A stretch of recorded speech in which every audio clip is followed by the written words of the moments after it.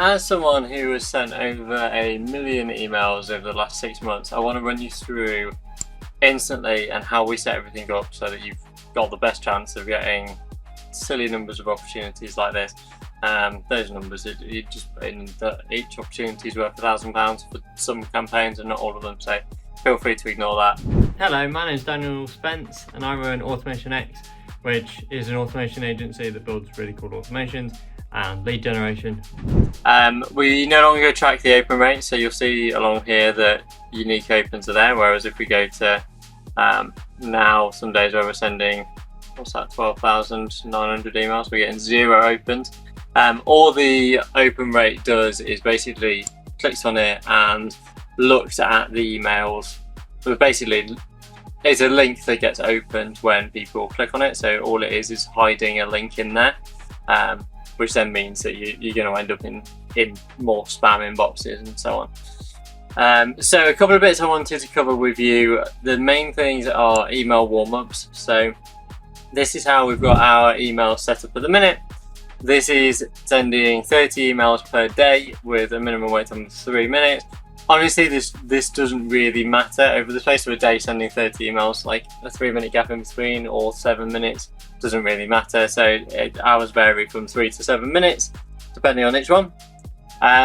Enable campaign slow ramp up. So this is what you want to do if you're starting off. You want to make sure that your emails just slowly build, slowly build, slowly build.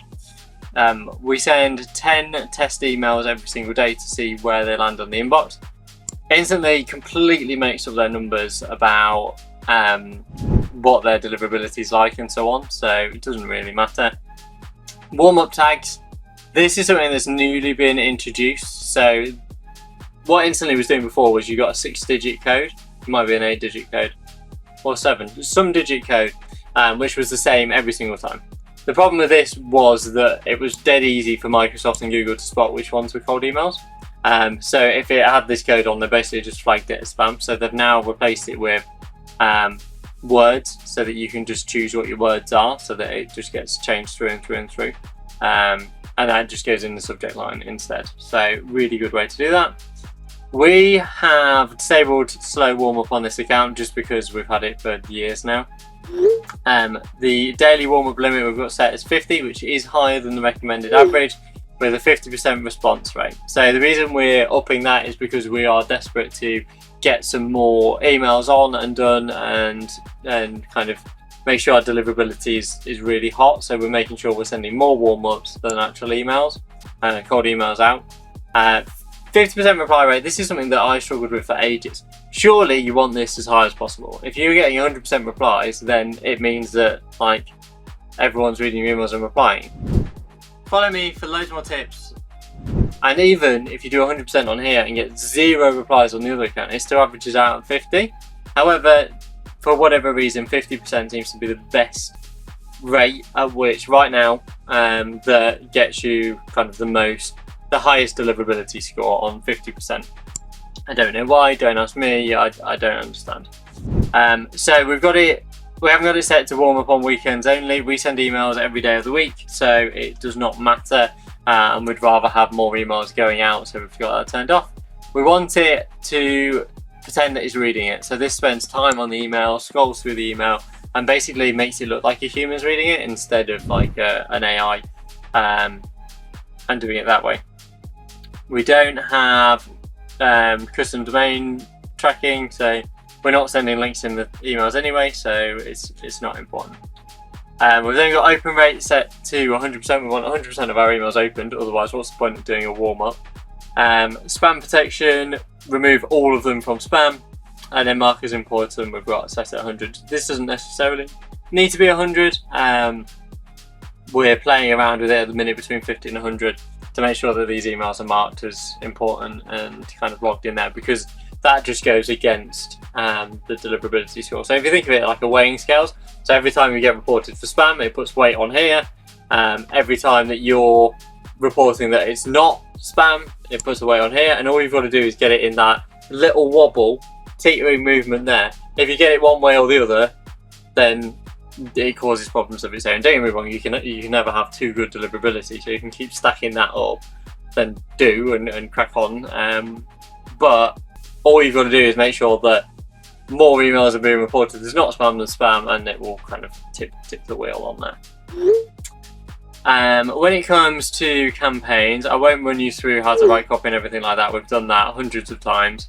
But I will show you a couple of bits that we've got set up on here. So obviously time zone based on where the client is, so or where you're kind of who you're targeting and when. That just needs to be on there. And then once again, we send every day of the week. So we've actually found that Monday's our best day, because when we're emailing on a Saturday and a Sunday, it's the first thing that they read in their inbox on a Monday morning. So it's a really good way to make sure that kind of you're making the most of your emails. We get an extra 60 emails per account per week sent out because of this. So all we've got to do on a Friday is make sure that there's enough leads in there for them, and then we're good to go. Hit the follow button, you don't want to miss what's next. So we've obviously got all of our email accounts in here. We set this daily limit to as high as it will let us, because we're capping it on the email side, so we're only allowed to send 30 emails per email. So if you put 60 in here, it's going to send 60 total, and obviously we've got more email accounts in than there. We've got send all emails as text only. So technically, if your first email lands in the inbox, your second one will. So you can send whatever you want on the second email. However, I wouldn't bother sending images and links and stuff like that, because it will just damage your reputation regardless. We've got it set to stop emails on reply. So this is the second somebody responds, it pops them in there, unless it's obviously like an out of office or whatever. Open tracking, so we've got this turned off. This isn't, you don't want it on. Any links or anything like that, it's the same as scammers use it to kind of send stuff out. We haven't got any custom tags or anything like that, any sending patterns, anything like that. We don't prioritize new leads, so we used to do this. However, it meant that we ended up with loads and loads of leads that were sat in there, kind of, and it would rattle through all of the new ones, and then the follow-ups would get forgotten about. I don't see the point of that. We then had optimize A to Z testing. So when you do a campaign, you do an A/B test. This would choose the winning metric. However, I found that it does it a little bit too soon for me. So when we're normally split testing, we like to send 2,000 emails through both. So if we get to that point, it's already decided which one's going to be the winner, and then it pumps more volume through it, which just backs its theory up, because the other one's only sent like 100 emails, where the other one sent 2,000. Which one's going to have more replies? It's going to be the one that they pick to send more emails through, which doesn't necessarily give it a good representation of it.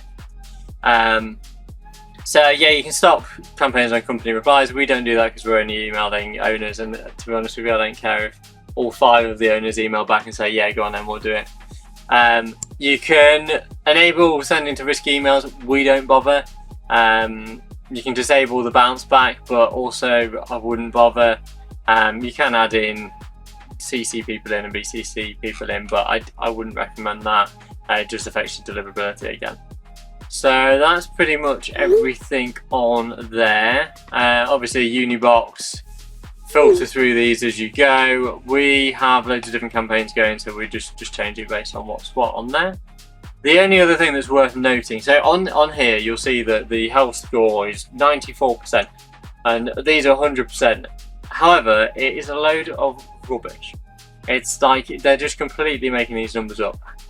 Allegedly, their inbox placement is extremely good and completely accurate. So we are going through and making sure that we're doing everything that we can for these campaigns to make sure that we're getting like 1,267 emails sent, 100% deliverability. We didn't get a single one in spam, which is pretty good going.